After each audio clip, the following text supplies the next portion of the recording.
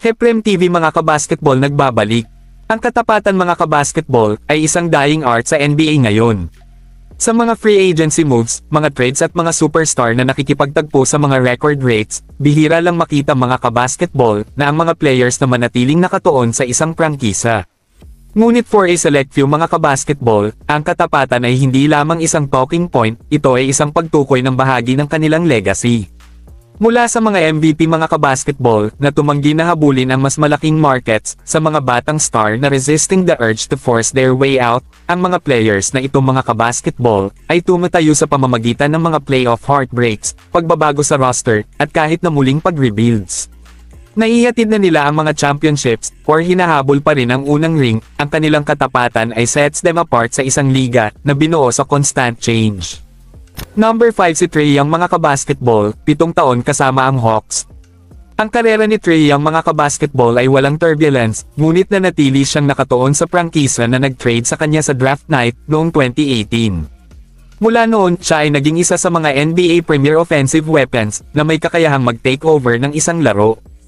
Ang kanyang 2021 run sa Eastern Conference Finals mga kabasketball ay napatunayan na maaari niyang pamunuan ang Hawks sa playoff, at sa kabila ng inconsistent success ng koponan mula pa, si Young ay hindi nagtulak para sa isang paglipat ng ibang team.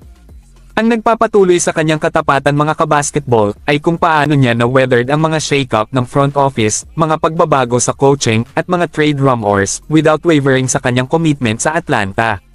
Sa 2 taon na naiwan sa kanyang $215 million extension, mayroong ilang uncertainty tungkol sa kanyang future, ngunit mayroon siyang time upang matulungan ang Hawks na mag-retool, at kung siya ay hindi umalis, maaari siyang maging isa sa mga bihirang modernong stars, to spend ang kanyang prime ng buo sa koponan, that bet on him mula sa simula. 4 si Nikola Jokic mga kabasketball, na 10 taon na kasama ang Nuggets.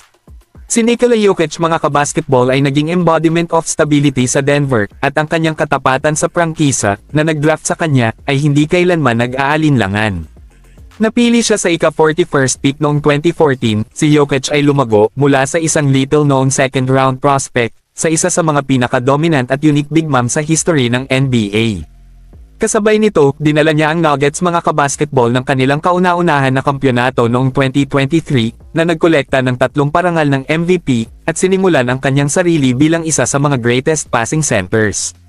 Ang nagpapatuloy sa katapatan ni Jokic mga kabasketball, ay kung gaano siya katindi, nang tinutokso ng ideya na habulin ang isang super team, or bolting para sa isang mas malaking market. Nag-sign siya ng multiple extension upang manatili sa Denver, kasama ang isang deal sa Supermax na nagpapanatili sa kanya sa under contract through at least sa 2028. Habang maraming mga stars mga kabasketball ang grow restless, kung hindi sila nanalo ng maraming mga titles, si Jokic ay tila mas interesado sa pagbuo ng isang lasting legacy sa isang lugar. 3 si Devin Booker mga kabasketball, 10 taon na sa Suns.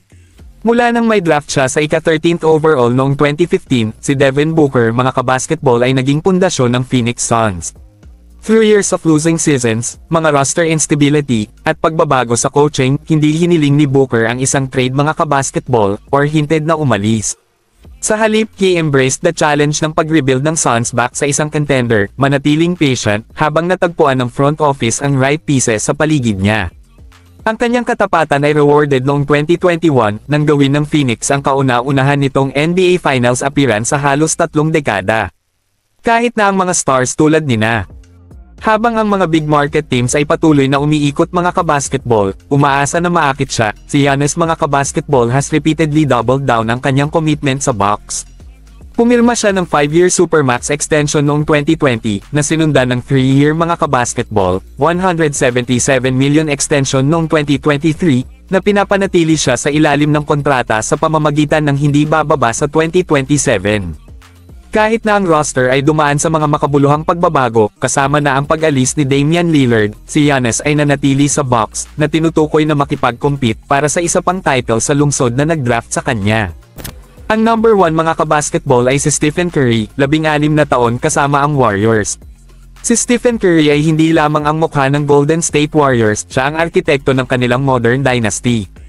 Na-draft ng ika-7th overall noong 2009, ginugol ni Curry ang kanyang buong karera sa Bay Area, na nanguna sa Warriors sa 4 na kampyonato, 2 parangal ng MVP, kabilang ang first unanimous MVP sa history ng NBA, at isang era-defining transformation ng sport, sa pamamagitan ng kanyang shooting. Sa kabila ng hindi mabilang na mga rumors sa mga nakaraang taon, tungkol sa mga potential exits, si Curry mga kabasketball ay hindi kailanman nag-aalinlangan sa kanyang commitment sa Golden State. Nag-sign siya ng multiple extension, kasama ang isang taon, $62.6 million deal noong 2024, tinitiyak na malamang natatapusin niya ang kanyang karera sa Warriors uniform. Sa pamamagitan ng pag-overhaul ng roster, mga pagbabago sa coaching, at even down years, pinanatili ni Curry ang parehong goal, keep the Warriors in contention. Sa isang era mga kabasketball, kung saan ang player movement dominates headlines, ang pinakatapat na mga stars ng NBA ay nagiging increasingly rare. Whether it's Jokic anchoring a dynasty sa Denver, si Booker naman ay tumanggi na iwanan ang Phoenix, or si Trae Young at embracing sa hamon sa Atlanta, ang bawat isa sa mga player na ito ay pinili ang commitment over convenience.